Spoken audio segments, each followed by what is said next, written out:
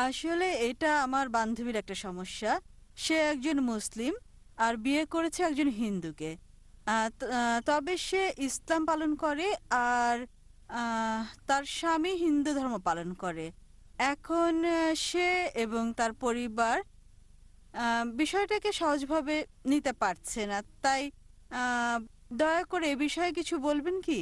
কারণ সে এ ব্যাপারে দ্বিধাদ্বন্দ্বে আছে আর ও লোকটাকে সে প্রচণ্ড ভালোবাসে। প্রশ্নটা ঠিক করে বুঝছি না বোন। আপনি বললেন একজন মুসলিম মেয়ে হিন্দু ছেলেকে বিয়ে করেছে আর সে ভালোবাসা ছাড়া কিছু বোঝে না, সে এখন কি করবে, এটাই কি প্রশ্ন বোন?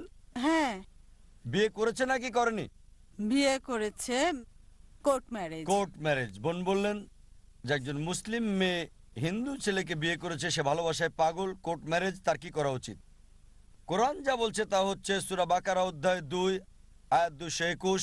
বলা হয়েছে যে মুশরিক নারীকে বিয়ে করো না, মূর্তি পূজারী নারীকে বিয়ে করো না যতক্ষণ না সে ঈমান আনে। বিশ্বাসী নারী যদি কৃতদাসীও হয়, অবিশ্বাসী নারীর চেয়ে সে অনেক উত্তম, যদিও সে তোমাকে মুগ্ধ করে।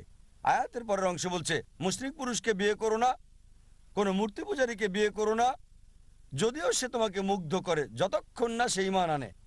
একজন বিশ্বাসী পুরুষ যদি কৃতদাসও হয়, যদি কারো গোলাম হয়, মুশরিক পুরুষের চেয়ে সে অনেক উত্তম।